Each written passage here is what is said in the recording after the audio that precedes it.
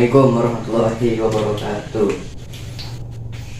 Halo kawan-kawan, kembali lagi bersama saya di episode kedua mengenai digital marketing.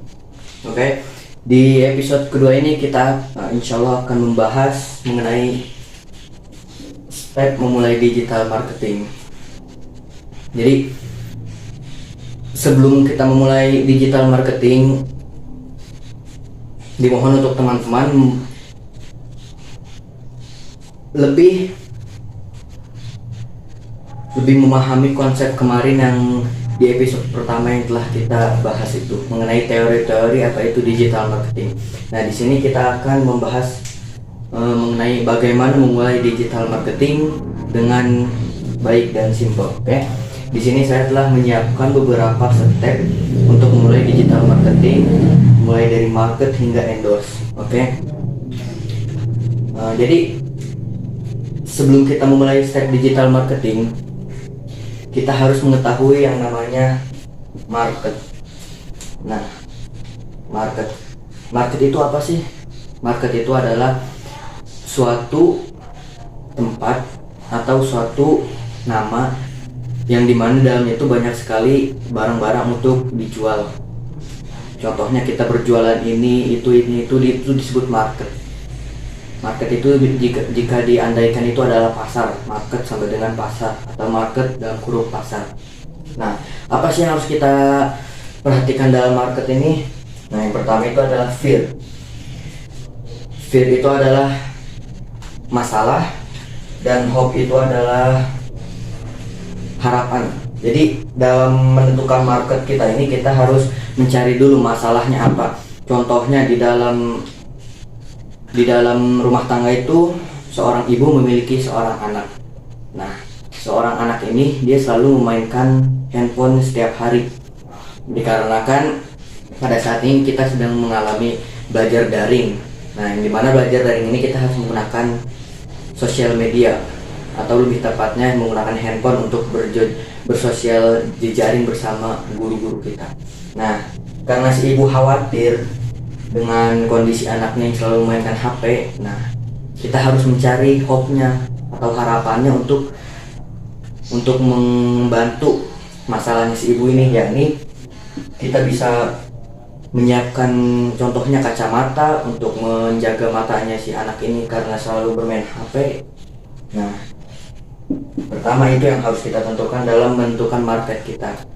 Nah, dan juga kita harus menentukan daya jual belinya. Contohnya kacamata. Kacamata itu kan jika dilihat dari konteks masalahnya itu banyak sekali. Nah, itu bisa dijadikan salah satu untuk tujuan market kita. Apa sih yang ingin kita pilih, produk yang kita pilih untuk dijadikan sebuah market kita di dunia digital marketing. Nah, jika kita sudah memahami konsep market ini, kita pindah ke konsep produk. Nah, dalam memilih produk kita jangan asal milih-milih, asal jualan jeplak yang penting harganya murah, yang penting laku dijualnya. Enggak. Yang perlu kita tentukan dalam menentukan produk yakni kita harus mencari yang high margin, yang keuntungannya tinggi, produk yang keuntungannya tinggi. Nah, jika kita mencari produk yang keuntungannya tidak tinggi, maka kita akan banting harga, yang dimana itu akan membawakan banyak sekali kerugian dalam penjualan kita yang di market ini. Nah, bukan hanya high margin, akan tetapi recurring. Recurring adalah repeat order, yang dimana produk kita ini tidak dibeli satu kali oleh konsumen yang sama, akan tetapi repeat order berulang kali oleh pembeli yang sama. Dikarenakan produk kita ini memberi banyak manfaat dan membuat konsumen kita kembali untuk membelinya. Nah, setelah kita telah menentukan produk kita beralih ke message, di mana message ini memfollow up customer kita, yang mana kita bisa mempromosikan produk kita dengan message atau pesan yang bisa melalui sosial media, melalui web, iklan, dan lain-lain. Nah, contohnya misalnya iklan ini tuh, produk ini membantu untuk apa gitu. Nah, itu akan menarik perhatian para konsumen untuk membeli produk kita. Nah, jika kita telah berhasil dalam melakukan step ini, kita pindah ke funnel. Sebelumnya funnel ini adalah sebuah corong, tapi bukan corong bensin ya.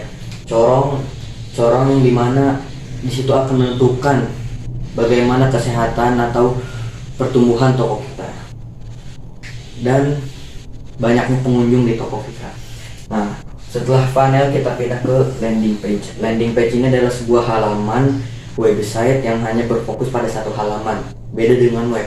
Jika web itu memiliki banyak tombol, memiliki banyak halaman, tetapi landing page hanya berfokus pada satu halaman. Dan di landing page ini kita bisa menyimpan produk kita, hanya fokus pada satu produk. Jika ingin menambahkan produk lain, kalian bisa menambahkan landing page juga. Karena bagusnya itu landing page hanya untuk satu produk, agar tidak membuat para konsumen bingung dan membuat kita lebih mudah untuk men-share-nya itu. Nah, di landing page ini kita bisa menggunakan web. Nah, web tadi adalah yaitu landing page. Bisa juga menggunakan Instagram account. Nah, di Instagram account ini kita bisa memberikan edukasi mengenai produk kita, bisa memberikan manfaat-manfaat mengenai produk kita, dan kita bisa share, men-tag orang-orang gitu kan di Instagram banyak sekali. Nah, setelah dari landing page kita ke form WA. Jika kita lebih nikmat berjualan dengan form dan tidak memiliki banyak basa-basi yang tinggal closing jual gitu, kita bisa menggunakan form. Tetapi jika kita lebih enaknya di WhatsApp atau kita bisa nego-nego harga, itu kita lebih baik di WhatsApp. Tetapi jika penjualan kita telah tinggi, penjualan kita telah banyak, itu konsumen, lebih baik menggunakan form agar lebih mudah dan lebih teratur gitu dalam penjualan kita. Nah, setelah dari form ini kita pergi ke script. Nah, di mana script ini kita akan melakukan tugas ini follow up. Follow up ini adalah menarik perhatian kembali orang-orang yang telah mengunjungi toko kita dan membuatnya untuk merepeat order produk kita. Nah, itu adalah tugasnya CS. Dan auto text handling object. Nah, auto text handling object ini adalah kita mempromosikan kembali objek yang telah ditanyakan oleh si ibu tadi. Kalau si ibu tadi hanya menanya-nanya, nah kita berikan script atau teks-teks yang membuat si ibu itu ingin membeli produk kita, sehingga si ibu itu setujui untuk closing produk kita. Nah, yang kedua ini cross selling. Cross selling ini ya kita mempromosikan terus-terusan tanpa henti untuk cross selling, untuk menambah penjualan. Nah, terus ada upsell. Upsell ini jika produk kita telah banyak yang beli, nah kita bisa naikkan harga kita. Dengan menaikkan harga kita, mungkin setengahnya dari customer yang sudah membeli produk ini akan datang beli kita. Nah, karena itu kita akan mendapatkan margin yang besar dan tidak seperti biasanya. Nah, setelah itu repeat order. Nah, repeat order ini ya kita bisa melakukan hal-hal yang di atas dan repeat order produk kita. Nah, setelah semuanya ini selesai, kita pergi ke traffic. Sebelumnya traffic itu adalah jalan atau lalu lintas. Kalian pernah dengarkan traffic light, lampu lalu lintas? Nah, itu contohnya. Jadi toko kita ini sering dikunjungi apa enggak? Nah, contohnya toko kita ini ada di jalanan. Nah, itu sering dikunjungi oleh pembeli atau enggak? Nah, itu namanya traffic light atau nilai toko. Nah, kita bisa meningkatkan traffic dengan bermodalkan sosmed dan CIO. Nah, jika bermodalkan sosmed, kita bisa meng-share toko kita atau produk kita di berbagai sosial media, contohnya WhatsApp, IG, Facebook, dan lain-lain yang berupa sosial media.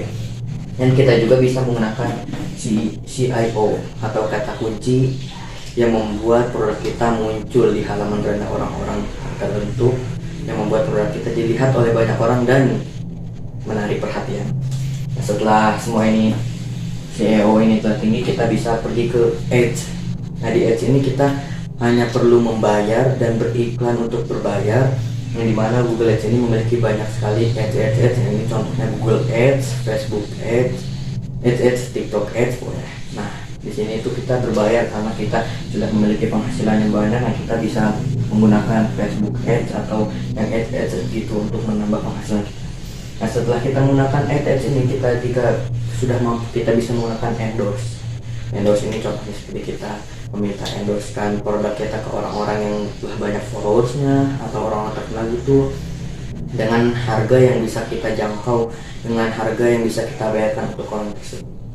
Nah, ini adalah seputar step untuk memulai digital marketing.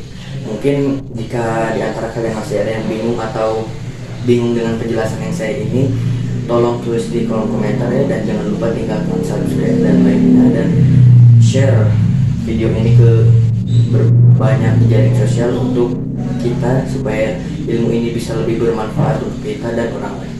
Mungkin cukup sekian dari saya. Wassalamualaikum warahmatullahi wabarakatuh.